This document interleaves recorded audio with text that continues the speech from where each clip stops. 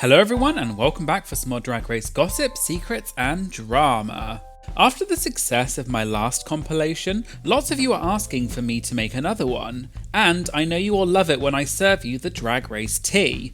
So here is a compilation of 24 wild backstage secrets from RuPaul's Drag Race. Let me know in the comments which of these secrets was your favourite and which one surprised you the most. And please give this video a like if you enjoyed it and you want me to make more of them. Thank you very much and enjoy! Please note that because we're going to be talking about the outcome of certain episodes of Drag Race, there is a spoiler alert in place for this video. The unused phone call. Trixie Mattel competed on season 7 of RuPaul's Drag Race US and also All Stars 3. Trixie actually spilt an interesting piece of behind the scenes tea during an interview. Apparently, Trixie won a phone call back home because she won the reading challenge in episode 9. And Trixie gave Ginger the phone call because Ginger was missing her husband a lot and Trixie had just been home because she got eliminated from the competition and then came back in, so she gave her call to Ginger. But they never actually used the footage, and Trixie said she felt really shaded, and not because she wanted credit, but just because it was a really beautiful moment that she gave to Ginger. Production secrets. Jimbo appeared on Canada's Drag Race Season 1 and also on UK vs. The World. Jimbo said that during episode 1, when Lemon was in the bottom and Jimbo was in the top, apparently when they were doing the deliberations when they were talking to all the queens, Jimbo said to Lemon that she wasn't going to eliminate her because she loves Lemon and she's her Canadian sister. But apparently production stepped in and said to Jimbo that Jimbo needed to add more, quote, mystery and make it a bit less obvious that Jimbo wasn't going to pick Lemon to go home.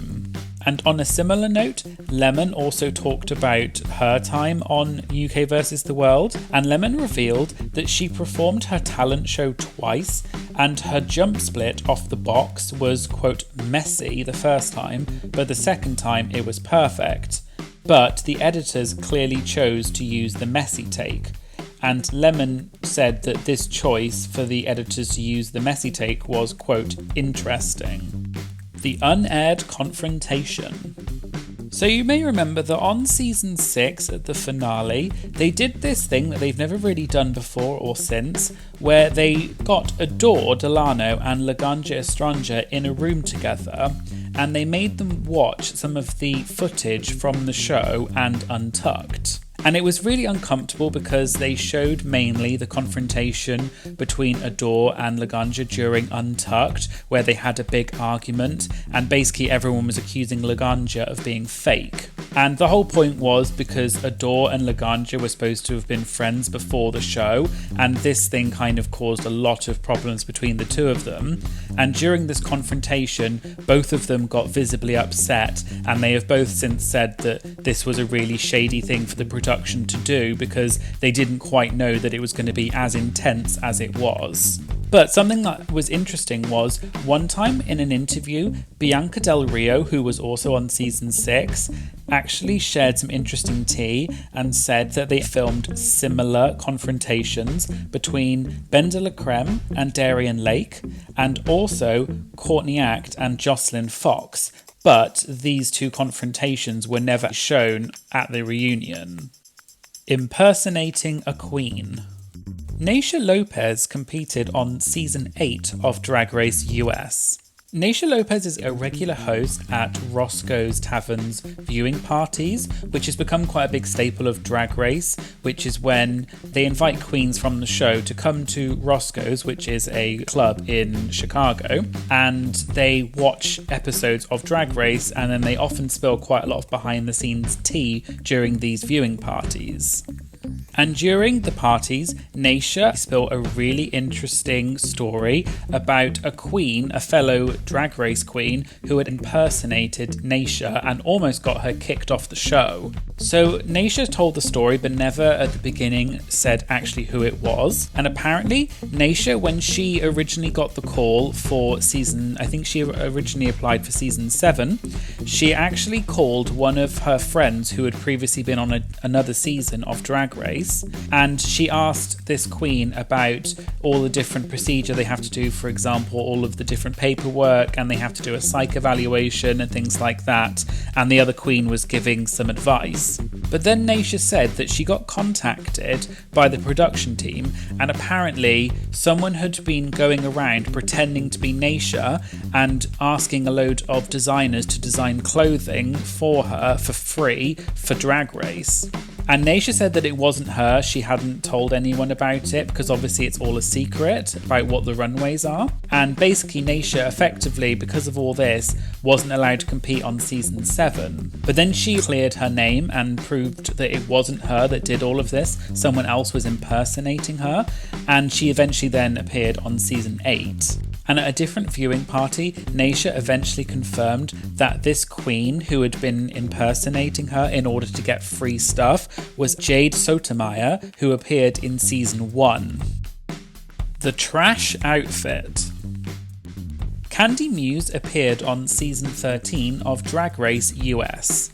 Candy was once asked in an interview to spill some behind-the-scenes tea from her season, and she told a really interesting story that involved her fellow contestant Gottmik.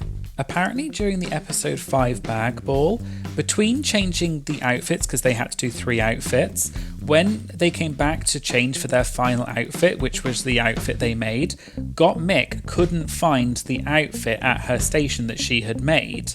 Candy said that apparently what actually happened was that the cleaners came in to clean the workstations while the queens were changing, and apparently they had taken Gottmik's outfit and they had mistaken it for, quote, scraps, and they had thrown it in the trash, which is why Gottmik couldn't find it. And obviously this is just really interesting and kind of funny that they thought that Gottmik's outfit was scraps and threw it away, and Gottmik ended up winning this bag ball challenge. RuPaul forgets queens' names. Over the years, there's been quite a few instances where RuPaul has forgotten the names of queens, and other queens have also spilt tea saying that RuPaul doesn't remember their name. But at DragCon, RuPaul was with the other All-Stars 7 cast, and at one point he turned to Jinx Monsoon and just said, "What's your name?" And this was a really funny moment, but obviously a lot of people were really confused that he had forgotten Jinx's name because Jinx won her season and was so iconic. And Jinx discussed this moment on Twitter and was saying that she doesn't really blame RuPaul because RuPaul has always been really nice to her and supportive, but she meets so many different queens that it's kind of not surprising she forgets people's names. But what was also interesting was that Ben de la Creme, who is very good friends with Jinx, actually talked about this subject during a live video. And Ben de la Creme said that RuPaul, quote, doesn't know any of the queens' names. And Ben de la Creme also shared an interesting story, and apparently during the recording of All Stars 3, who Shangela was also one of the contestants along with Ben de la Creme, apparently RuPaul at one point turned to Shangela during the taping of the first episode and just said, quote, "Haven't you been here before?" And Ben de la Creme said that this was funny obviously for 2 reasons. One, because Shangela is obviously so iconic and has been on so many seasons, it's funny that RuPaul doesn't remember her name, but also it was an All-Stars season, so obviously they had all been there before because it was All-Stars. Post-elimination shade. Blue Hydrangea competed on season 1 of Drag Race UK and also competed on UK versus the World. During an interview, Blue actually shared a really interesting piece of tea about the filming of UK versus the World. Blue said that one day they were in the hotel and it was after Jimbo had been eliminated and Jimbo was still in the hotel, which is interesting because it implies as though the queens stay in the hotel even once they've been eliminated. But also, apparently, when they were at breakfast, Jimbo turned to Blue and said, "You better win Snatch Game this episode and you better send Pangina home." And this is because Pangina, the episode before, had sent Jimbo home and Jimbo was obviously bitter about it. And then that episode was the Snatch Game, and Blue ended up winning that episode and ended up being in a position to send Pangina home, which did actually happen. So that's just a really interesting kind of foreshadowing moment where Blue originally didn't think she would ever be in a position to eliminate Pangina. So when Jimbo said that, Blue didn't really think anything of it, but that is exactly what ended up happening. Evie Oddly criticising her edit. So Evie Oddly, who was the winner of season 11, had an interesting run on All Stars 7. She was gifted her first star and then won a challenge in episode 6 and earned a second star. She also made it to the final lip sync in the She Done Already Done Had Hers' lip sync Lollapalooza Smackdown against Raja, but ultimately lost. And interestingly, season 14 winner Willow Pill, who is Evie's drag daughter, said during a live performance that Raja, quote, lost that lip sync real bad against Evie. And throughout the season, Evie was often referred to as the, quote, trade of the season, and people kept making jokes about her having large genitalia. Evie also talked about her struggle with her chronic medical condition that affects joint movement and causes stretchy skin. However, it appears as though Evie was not that happy with her edit on the show. Shortly after the airing of the final episode, Evie posted a series of Instagram stories where she shared her true feelings about the season. In the first post, Evie said, quote, "I truly wish you could have seen even a quarter of the real journey we experienced together instead of all the strategy BS. But I guess that's what I get for participating in a, quote, celebratory season of a global reality television franchise. In the end, I'm happy you all enjoyed our hard work and harder play." And then she followed this up with another post saying, quote, "Actually decided I'm not done, ... To be honest, my experience was pretty gruesome from the start, and while you can be assured that none of that will make the edit, it doesn't change anything in the moment. Going back, I learned a lot about myself as I was forced to question whether or not I fit into this specific world, even as a winner.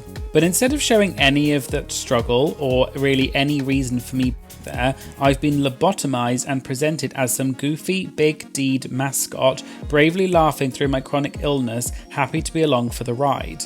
The only part of my truth that was shown was how the girls were my rock in this competition and how happy it's made me to share any more of my art with you, so for that I'm truly thankful."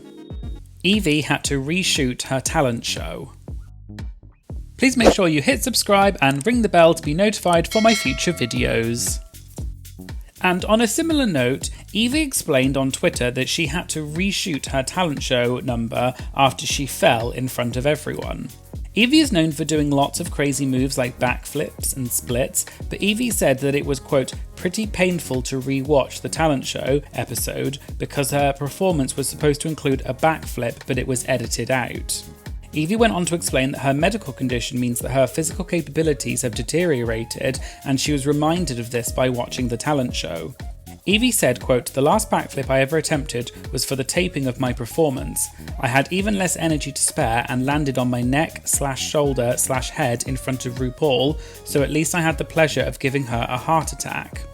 And Evie continued by saying, quote, "I spent a lot of time feeling angry/sad/disappointed by that night, but ultimately I had to let it go because there's so much I'm still capable of doing and being. So to anyone who ever asks how my health is doing, it's not good, it's not getting better, and it's not going to, but at least I am." Complaints about roast jokes being cut. In episode 10, the Queens took part in the Kennedy Davenport Center Honors Hall of Shade, which was a comedy roast challenge. The episode was well received by many people online, saying that it was the best roast in Drag Race history. However, it appears that certain queens were not happy that some of their jokes were cut from the final edit.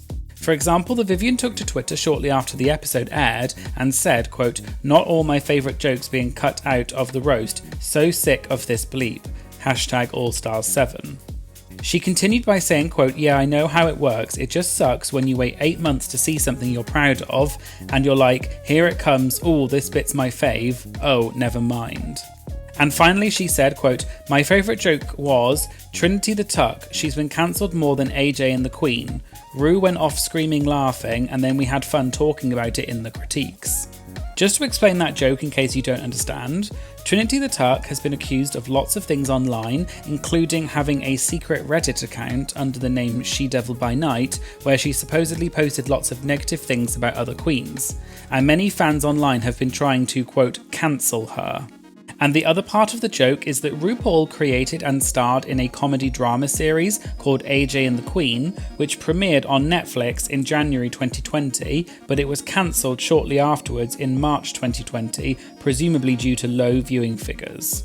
And fellow castmate Trinity the Tuck also responded to the Vivienne's tweet and said, quote, "My favourite joke about you was cut too, you very hilarious."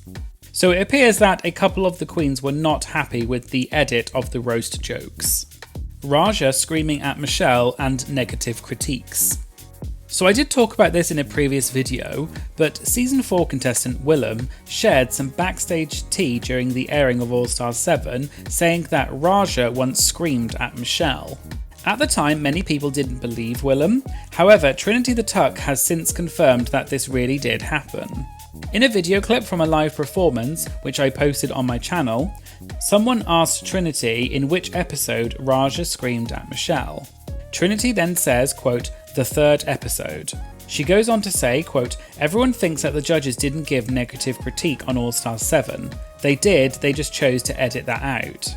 She then says, quote, "Michelle came for Raja during episode 3 and Raja looked dead at Michelle and said, 'Who are you to judge me? You have no credentials other than being the host's best friend.'"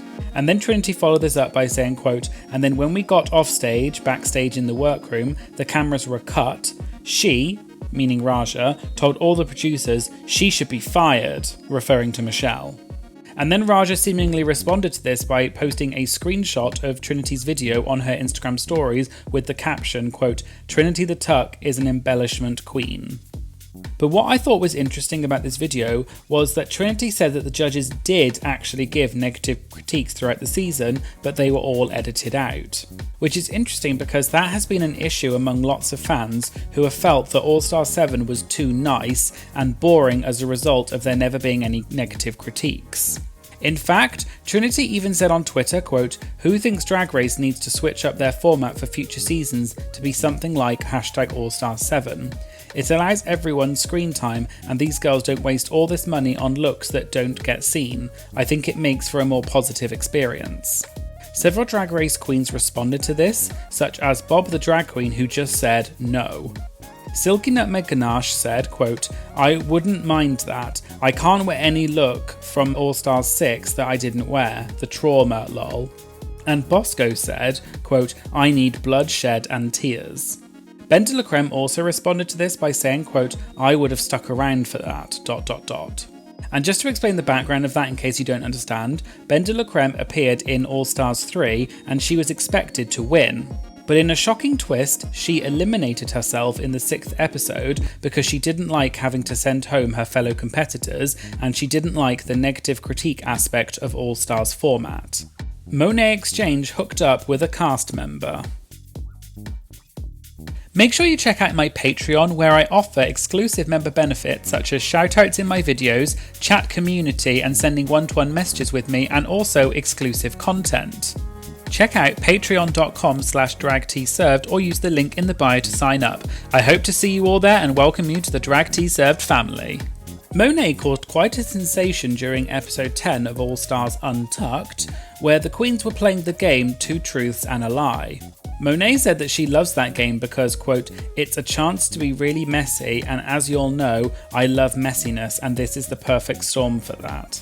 During the game, Monet's 2 truths and a lie were, number 1, one time I hooked up with Trade in the UK and he stole my Beats headphones, then came to my gig afterward. Number 2, my parents had no idea I did drag before I came to Drag Race. And number 3, I hooked up with a girl in this cast. The others said that they thought the third one was the lie and that Monet didn't hook up with anyone in the cast. But Monet said that it was true and that the lie was the one about the headphones being stolen. And this shocked all of the other queens, and they were all trying to figure out who it was that Monet hooked up with. Trinity even asked Monet who it was, but Monet said it was, quote, none of your business. Someone then asked Raja if she was the one that hooked up with Monet, and Raja said, quote, I don't know, and everyone laughed. And then everyone pointed at Evie, who had started laughing, and said it was Evie. But no one ever gave a definitive answer about it. And this moment created quite a storm on Twitter, with many users tweeting, quote, who effed Monet? Jada even said on Twitter that she was going to solve this mystery. And many people were implying as though it was Jada who hooked up with Monet. But Jada denied this in a tweet and said, quote, and let's be very clear, I've been saying some conspiracy theories, LMAO, it was not me that I know of, hashtag who effed Monet. But as of now, we still don't know who it was that hooked up with Monet. The Vivienne was asked about it during an interview because the Vivienne and Monet did a series called Etiquette Class together for Netflix. And people in the comments section have suggested that it was the Vivienne who hooked up with Monet. The Vivienne responded to this by saying, quote, listen, Monet loves effing with people. I think she's lying through her teeth. I mean, who's going to F Monet? Definitely a lie. A reunion episode without wow. Although regular seasons of Drag Race tend to have a reunion episode, All Stars doesn't have a reunion episode typically, except for All Stars 2. But it seems as though the cast of All Stars 7 would like to do a reunion episode, but they don't want the production company, WOW, which stands for World of Wonder, to produce it.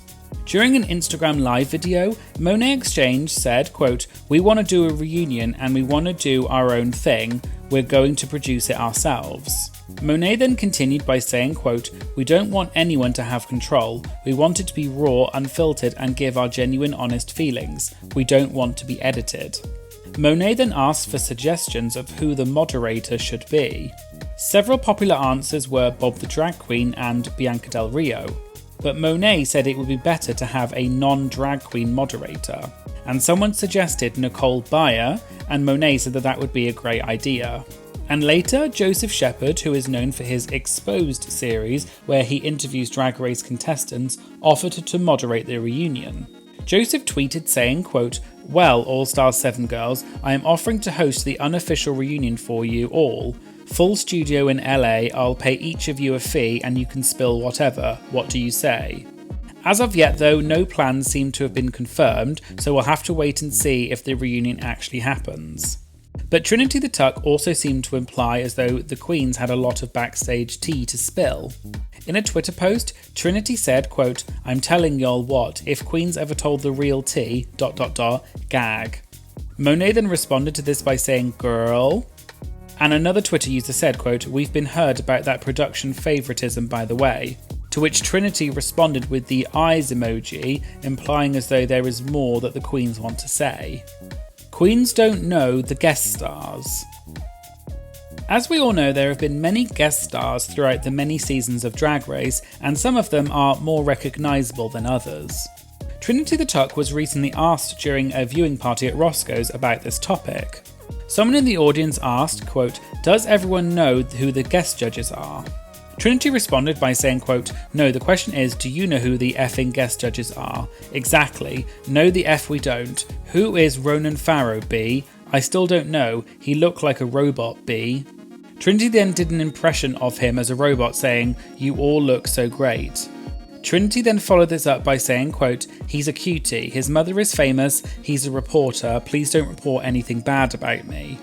Later on Twitter, a Twitter user tweeted at Trinity with an explanation of who Ronan Farrow is, explaining that his journalism was key in the Harvey Weinstein investigations and that he's a UNICEF spokesperson for youth.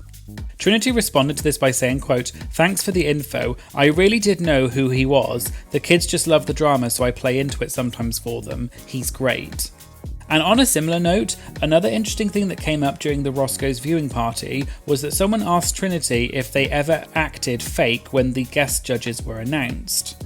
Trinity said, quote, "There's been a couple of times through my Drag Race career over several seasons where the cast was so unenthused that they literally said, quote, 'You'll have to make more noise than that. You'll have to act more surprised. We need you to redo it.'"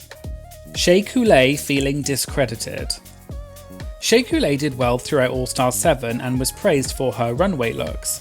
However, going into the penultimate episode, which was the talent show episode, Shea only had one Legendary Legend star. So she assumed that she was not going to make it into the final 4. However, the real gag came when RuPaul announced that the top 2 in the variety show would win 3 stars each. Shea ended up being in the top 2 that week, which meant that she had a total of 4 stars and advanced to the final 4. However, Shea has said that fans have discredited her spot in the top 4.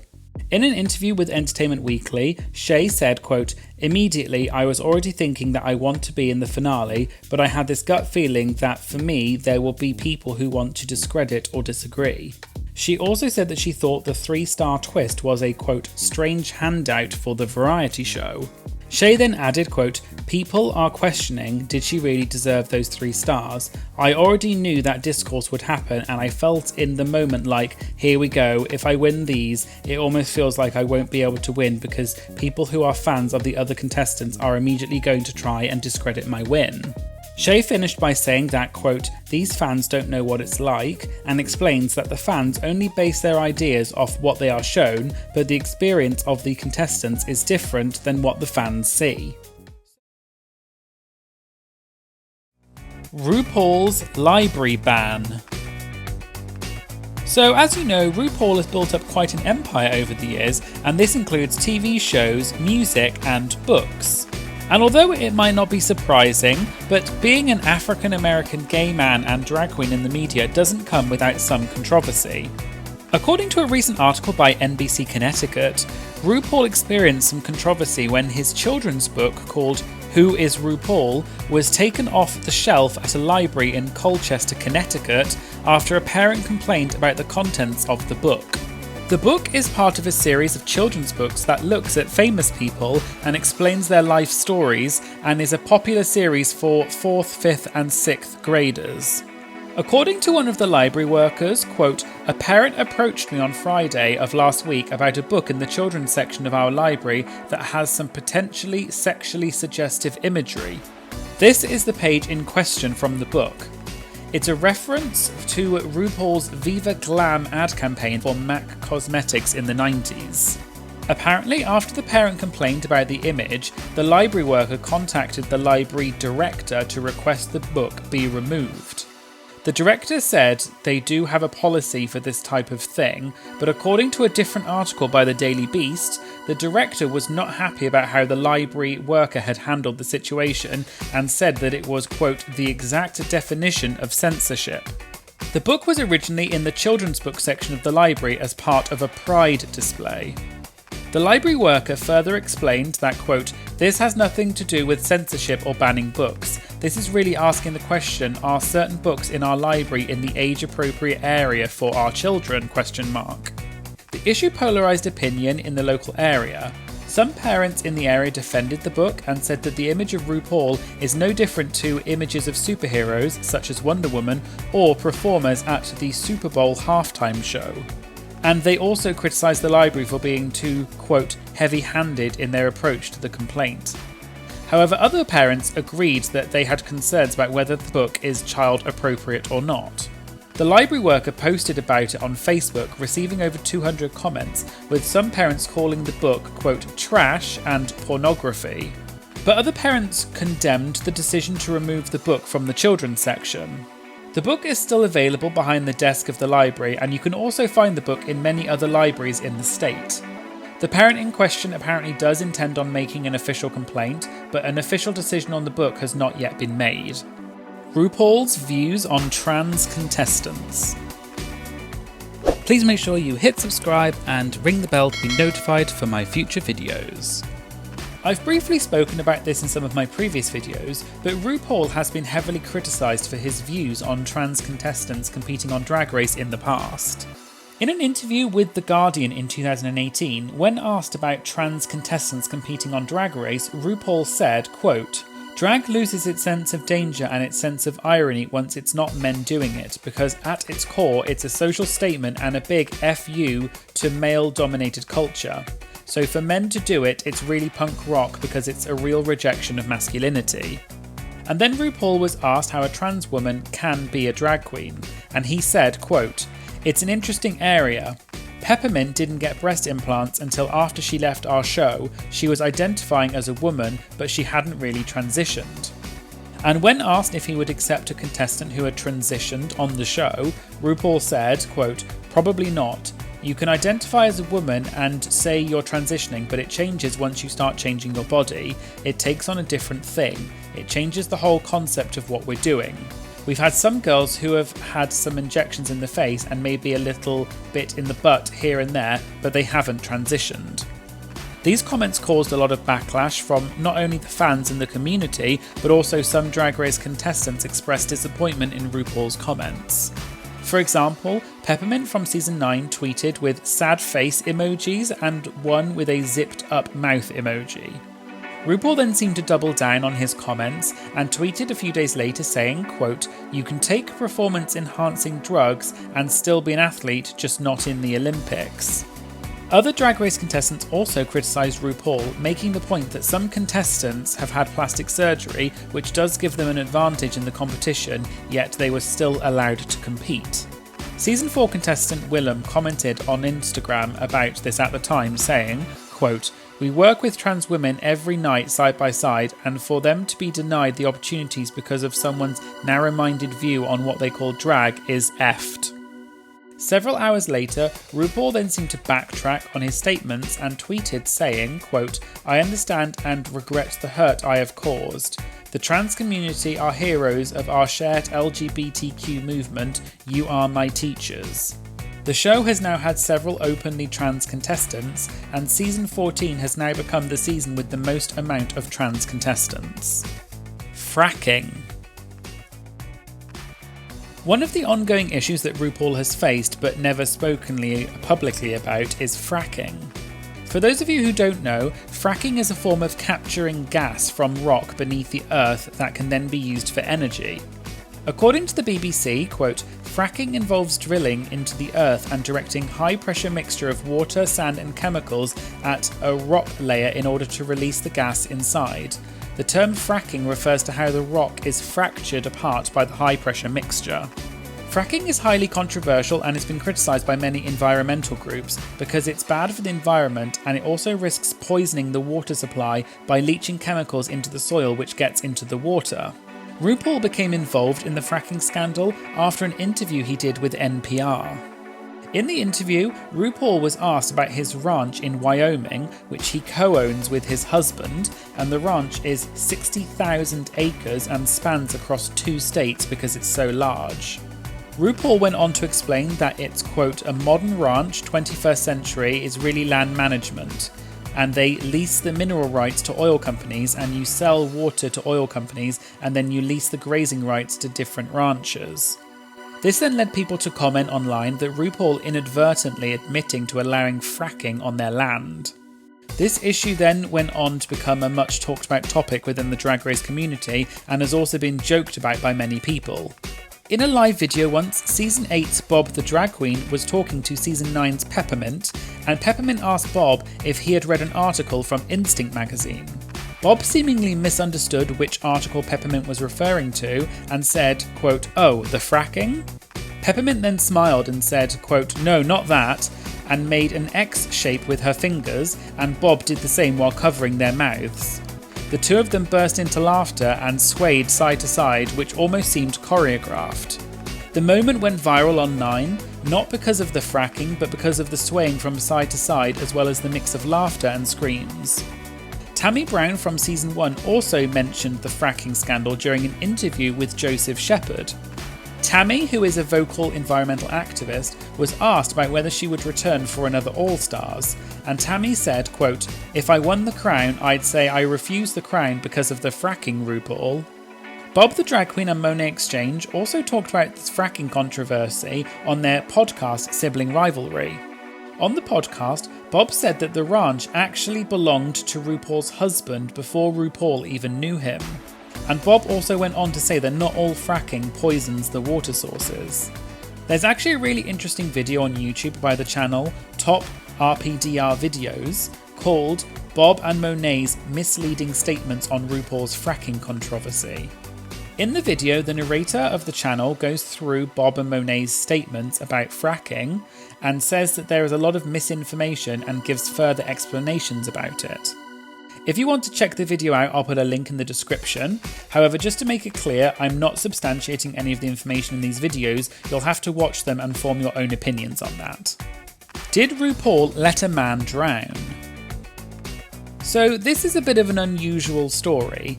In an article from 2015 with BuzzFeed, RuPaul was asked about his childhood and his career, and RuPaul seemingly went off on a bit of a tangent and told an unusual anecdote. RuPaul started off by explaining that he had been living in New York and said that gay clubs were starting to die out, but no one seemed to actually be doing anything to stop it. He then told an unusual anecdote where he said, quote, "I remember once I had this place that overlooked the Hudson River and I saw this guy on a sailboat and it had capsized and I went to the phone thinking I've got to call someone. But then I thought, what's the best thing I can do? You know what? I'm going to pray for this person. I'm going to send them loving energy." RuPaul didn't elaborate on the anecdote and also didn't confirm if the person survived or not. This then led many people to wonder what RuPaul meant by this anecdote, but many people took from it that RuPaul may have let a man drown in a river by not phoning the authorities. It's been suggested by people online that RuPaul was actually joking and was passing comment on people who say that they will pray for change but don't actually do anything. From what I can see, RuPaul has never publicly commented on this subject again or clarified what he meant, so it's not possible to say whether he was joking or not. That's up to interpretation. Frankenstein footage. So, we all know that reality TV, despite the name, is quite often anything but reality, and this is unsurprisingly often the case with Drag Race. Several Drag Race contestants have claimed that the producers take certain parts of the footage they have and cut it together with footage from a completely separate moment in order to create the narrative that the producers want. In other words, creating their own version of events. Because of this mashing of lots of different parts together of the different footage, it's sometimes called Frankenstein editing because the Frankenstein monster was also made up of lots of different parts. An example of this can be seen in season 4 with Jeremy Carey, formerly known as Fifi O'Hara. In the episode 6 challenge, Float Your Boat, during the lip sync, Milan takes off her wig and then it cuts to Jeremy's confessional where Jeremy says, quote, "That's clearly a dude." This was supposed to make it sound as though Jeremy was referring to Milan as a dude. However, we can tell by what Jeremy is wearing that this confessional came from another day. Earlier in the same episode, when Jeremy is talking about Jiggly Caliente's boat, Jeremy is wearing a totally different outfit. In fact, this exact same soundbite of Jeremy saying, quote, "That's clearly a dude," was also used in episode 10, which was called Dads I'd Like to Frock, when the contestants had to make over fathers. In the episode, Jeremy is talking about his partner for the episode and commenting on how the father has a very masculine walk. So it appears as though the producers took the soundbite from this episode and applied it to an earlier episode to make it look like Jeremy was calling Milan a dude, even though Jeremy wasn't talking about Milan when he said that. There's also a similar story that YouTuber Joseph Shepherd talked about on his channel during an interview with season 9 contestant Peppermint. Joseph said that he was in the audience for the season 9 finale, and at one point they show a shot of him cheering in the audience just after Sasha Velour did her infamous rose petal reveal. However, Joseph said that actually he was cheering for Peppermint's reveal, but in the edit they made it look like he was cheering for Sasha's reveal. Joseph went on to say that the Sasha rose petal reveal, quote, "wasn't that big of a deal in the theatre because it was hard to see what was going on, probably because the stage is far away, and you only got to really see it properly when you watched it on TV." And this also lends itself to the theory that producers use footage in order to create different narratives to what actually happened. Fake chocolate. In season 14 of Drag Race US, they introduced something that they hadn't done before, where they gave each contestant a chocolate bar, and one of them was the golden chocolate bar, which would save them from elimination. And at the end of each lip sync, the moment where the contestants open the chocolate bar to see if it's the golden one or not, and then they say, quote, "It's chocolate," went viral online. However, many people questioned whether production knew which queen had the golden chocolate bar and if they were manipulating the situation. And people also were skeptical because on the show, it was made to look like the queens had the chocolate bar underneath their clothes while lip syncing, but if that were the case, the chocolate would most likely melt. During a viewing party at Roscoe's Tavern in Chicago, the queens who were there, which were Orion Story, Diabetti and Maddie Morphosis, were asked about this topic and Orion spilt some tea. One of the hosts asked, "Do you eat the chocolate?" And Orion responded by saying, quote, "It was plastic, it wasn't real chocolate." Maddie and Dia then look very shocked that Orion had admitted to that, and it's assumed by their reaction that it's because this was a production secret and Orion wasn't supposed to talk about it. Maddie then pulls out her phone and jokingly says, quote, "Ru just texted me, you're in trouble." And then Orion made a joke about a sniper rifle dot appearing on her forehead. Outfits provided by production. As we all know, the contestants are sent a list of each runway category several weeks before filming so they can prepare the outfits to bring with them. However, there are some group challenges where it's unclear if the queens were told to bring the outfits or whether they were provided by production, because often the outfits match so perfectly to each other and other times they don't. This question was actually addressed by Season 8 contestant Naisha Lopez during a viewing party at Roscoe's. That week's guests at Roscoe's were Season 14 contestants Kerry Colby and Deja Sky, and Naisha asked them whether they were provided outfits for the 60s girl group challenge. Naisha then went on to explain that on her season, quote, "there was a rack and we got to pick our outfits." Kerry then explained that, quote, "they had a selection of outfits and each outfit was pre-selected for the group." But this doesn't seem to be the case for every season. For example, on Drag Race UK Season 2, the Eurovision Song Contest in Episode 5, the queens were separated into two groups and had to find costumes for themselves to wear out of their own wardrobes. And during the judges' critiques, the losing team was criticised for not having matching outfits, and Judge Graham Norton even said, quote, "All your looks, even though there was a colour palette through it, it didn't gel as a group."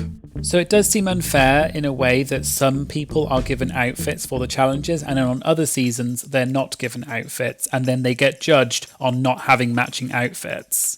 Lost footage. Art Simone competed on Season 1 of Drag Race Down Under and was eliminated in Episode 2, but then returned to the competition in Episode 4. It was never explained why Art returned to the competition, and there were many fan theories circulating on the internet. The issue was once again brought up in June 2022 when Art tweeted saying, quote, "Oh my god, the NDAs for Drag Race Down Under expire in 6 days. I wonder if anyone has any questions." And she later posted a video of herself pulling lots of receipts out of a bag, and the caption said, quote, "I'm ready." She also implied there was some drama involving fellow competitor, etc., when a fan tweeted to Art and asked, quote, "I always wondered why Episode 5 didn't have an Untucked." And Art replied to this tweet saying, quote, "At Glamourbug, which is etc.'s Twitter handle, has some wonderful insights, ...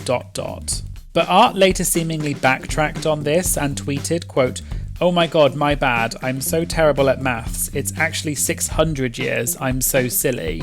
Many people on Twitter asked if Art was going to explain the reason why she was mysteriously brought back to the competition in episode 4. However, it appears as though Art may have already explained this previously. In a now deleted tweet from June 2021, Art said, quote, "Now that's over, am I allowed to talk about how they lost the footage and we had to come back days later to film my elimination, and then Coco Jumbo and I had to do that lip sync 3 times in a row?" So it is speculated that production lost the footage of their elimination, so Art was brought back in order to refilm it, although no official explanation has ever been given.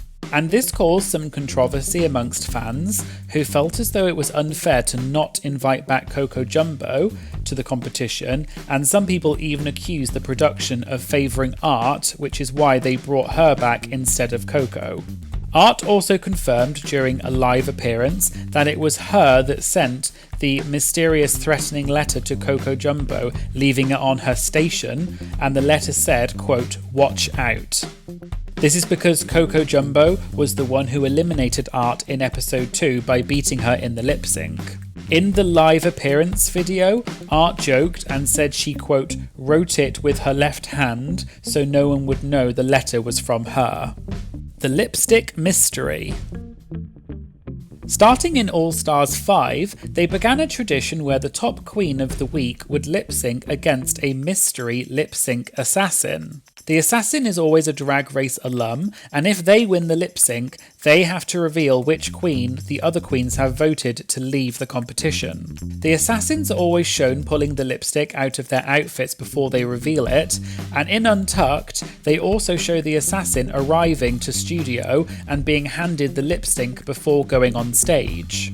So, this always begged the question from fans as to whether the queens lip sync with the lipstick in their outfit or not, because if they did, there would be the risk that it would fall out, and it may also be uncomfortable to lip sync with a lipstick digging into your skin. Well, this question seems to have been answered by Season 5 and All Stars 2 contestant Roxy Andrews. During a viewing party, Roxy was asked whether the queens perform with the lipsticks or whether they get them back after, and Roxy replied, quote, "We get them back." And this then answered the question that they do not in fact lip sync with the lipstick in their outfits, they get given it afterwards by production. Please make sure you like, comment and share this video as it really helps support my channel. And of course, please make sure you hit the subscribe button to stay up to date about new uploads. Thanks for watching, and I hope you'll join me again in future videos. Thank you, bye!